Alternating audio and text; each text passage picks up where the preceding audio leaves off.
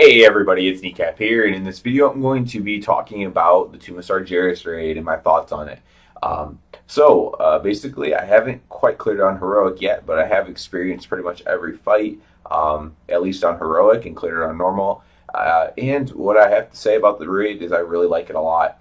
My first thought on it was that while Nighthold made sense because we knew what we were doing, where we were fighting, we were in Suramar. We kind of know what Suramar looks like.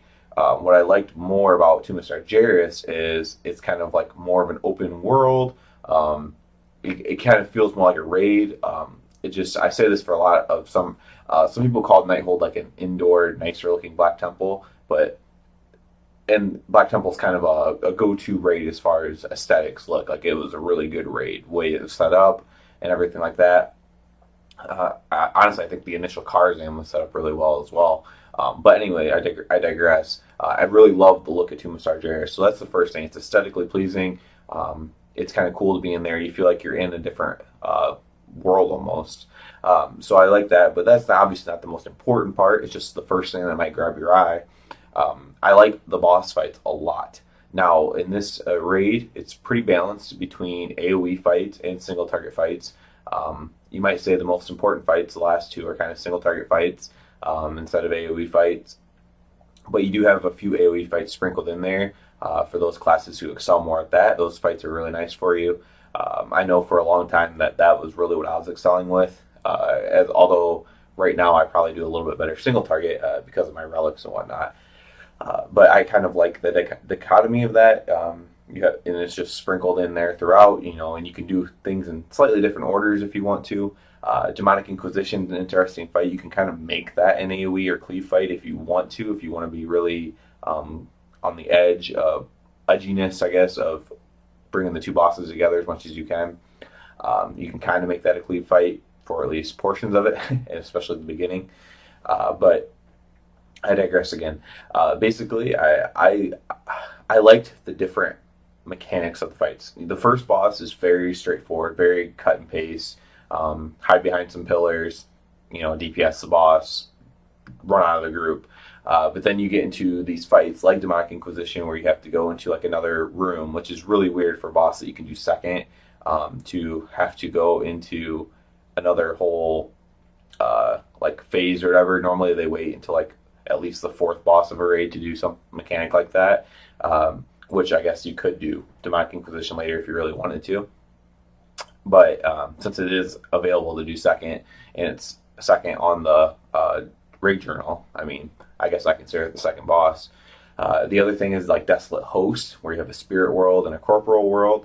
I thought that was pretty neat, how you have, again, two separate raids kind of going on at the same time, two separate phases doing different things while still having to interact with each other. I really like that fight as well. I like most of the fights, but those two really jump to the forefront for me. Just thinking right now off the top of my head, if there's any that I really, really like. I like the Harjatan fight and the Mistress fight just because the Harjatan fight's obviously really, really easy. I like the fact that there is like this kind of easy AoE fight in there. It's kind of throwing a bone to players, I think. And the Mistress fight I like because, again, kind of cool mechanics. You have a weird devouring maw thing that you have to feed, or else, it sucks you in forever.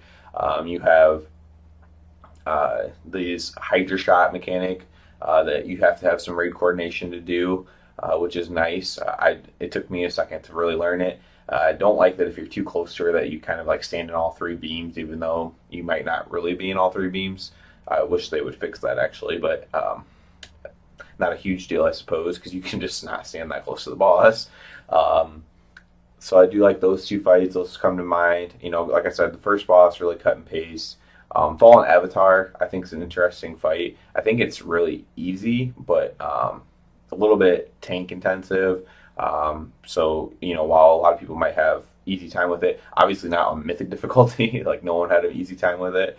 But like right now, my guild's struggling with it on heroic. The heroic version of it, even though it doesn't seem to be that difficult, really. I guess the heroic hardest part is getting your DPS to stop DPSing the maiden and to just have the tanks do everything correctly. Other than that, I mean, no other bosses even really come to my mind. The maiden fight, Maiden of Virtue or whatever she is. That's an interesting fight. It's kind of a throwback to me. I know there's been a million fights like that. Again, it's kind of cut and paste in a way, but it does have an interesting mechanic that I'll highlight that I like. But it's to me, in my head, it's like the new Nax. The name of the boss is not coming to my mind for whatever reason. I want to say Thaddeus, but I don't know if that's correct. We had a positive and negative charge, and you had to like jump over onto this platform. Kind of has that same feel to it, obviously, because you have two different charges. In this case, it's just Holy and Fell. But what really makes this fight cool is the mechanic of if you get this bomb over your head, you have to jump into this hole at the right time. And if you don't jump at the right time, you die. If you don't jump at all, you like wipe your raid. So I really like that mechanic. I think that was kind of cool. I'm sure that they've had a similar mechanic. I can't think of one though. And I always like when something's new or hasn't been done before or not done in that way before. So the idea that you have to jump in this hole to kind of like mitigate the explosion, and then the explosion like pops you back up into the raid. I mean, I think that's pretty cool. I think that's pretty creative as well. If there has been a mechanic that's exactly the same as that before, feel free to point that out. Probably not in any of the expansions that I really played. So it'd probably be in like Pandaria and possibly in Warlords, but I did play Warlords a decent amount. But yeah, I can't remember any mechanic like that. So overall, I really love the raid. I'm having a blast doing it. I can't wait to get into the mythic content of it and seeing how the new mechanics play out, aside from the heroic mechanics. Yeah, it's been a great experience. The last thing I wanted to point out before I finish the video is this raid has like an end game feel to it, which is not always the case for like the raid before the end raid, which we think is the end raid, I should say. So we're going to go to Argus, obviously, and we're going to be dealing with all that.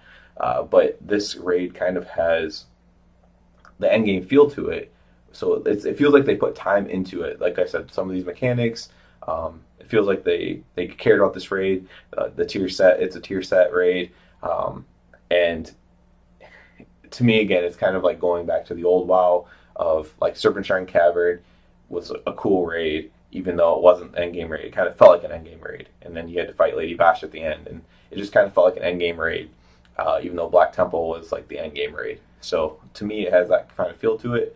I really enjoy it. I'm looking forward to the actual endgame raid, but I'm definitely going to enjoy this one for the 4 to 5 months that it's out before the next one. So yeah, that's about it. That's all I have to say about that. Thumbs up and sub as always, and everyone have a good one.